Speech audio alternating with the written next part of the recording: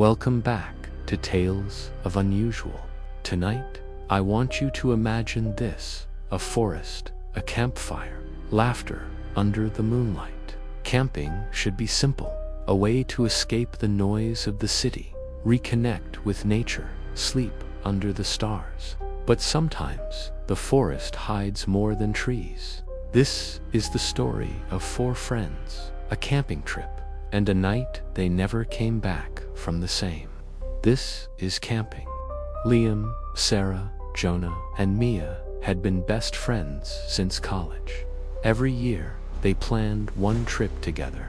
No phones, no work, no rules. This year, they picked Black Hollow Forest, a place Jonah found on an old hiking forum.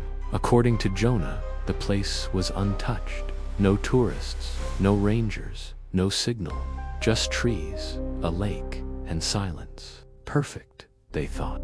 They packed their tents, marshmallows, beer, and ghost stories. They left the city behind as the sun dipped below the hills, laughing about how they'd survive a weekend with no Wi-Fi.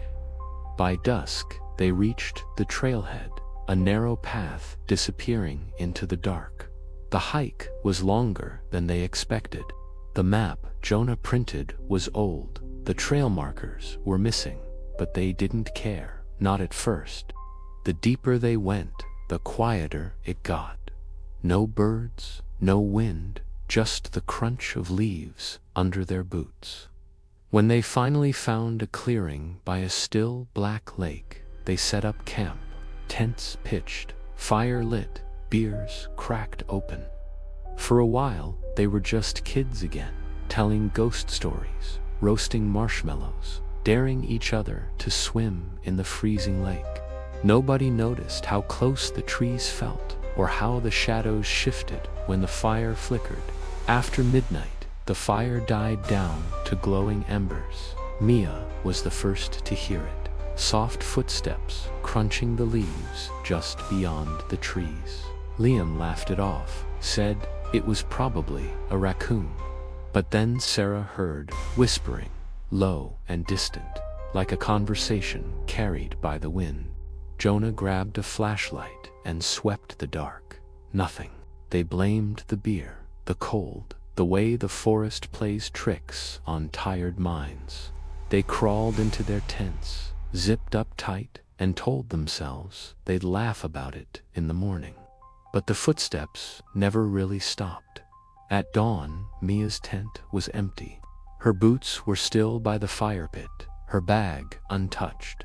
They called her name until their voices cracked. Jonah ran circles around the camp, yelling into the woods. Liam found footprints, Mia's barefoot, aiding into the thick trees. They split up to search. Hours passed. When they regrouped by the lake, Sarah was gone too. Jonah swore he'd only turned his back for a second.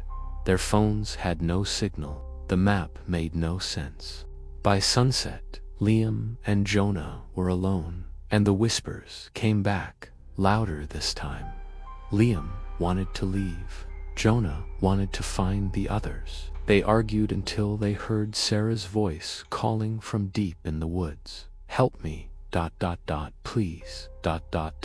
Single quotes. They ran toward it, stumbling over roots and rocks, but the voice stayed just ahead, always just out of reach. They found an old trail, half buried under dead leaves, leading them deeper and deeper. The forest grew denser, the trees older. They found symbols carved into the trunks, circles, eyes, marks that felt too precise to be random. Then they found a clearing they didn't remember passing through before. A circle of stones around burned out ash. And there, by the ashes, sat Mia's backpack, zipped shut, perfectly clean. Liam wanted to run. Jonah opened the backpack. Inside were Mia's clothes, dry, folded, clean, and a note scrawled in dirt. It takes what you bring. A shadow moved between the trees. Liam and Jonah turned back, but the path was gone. The forest had changed around them. No trail, no footprints, only trees that all looked the same. They tried to follow the lake's edge, but found themselves back at the same clearing again and again. When the sun rose, Liam was alone. He doesn't remember how he got out. Or maybe he does, but the forest keeps that secret for him. Liam came back alone, older, hollow-eyed, never camping again. He never talks about Black Hollow Forest or the friends he left behind. Some say you can still hear laughter by the lake if you camp there on a moonless night. Whispers between the trees, footsteps circling your tent. And if you listen closely, you'll hear someone calling your name, asking you to come closer, just a little deeper into the woods. So, if your friends ever invite you camping where the map fades to blank, maybe say no. Some places are better left unexplored. Thank you for watching Tales of Unusual. Like, comment, and subscribe. And don't forget to check your map twice. Sleep well.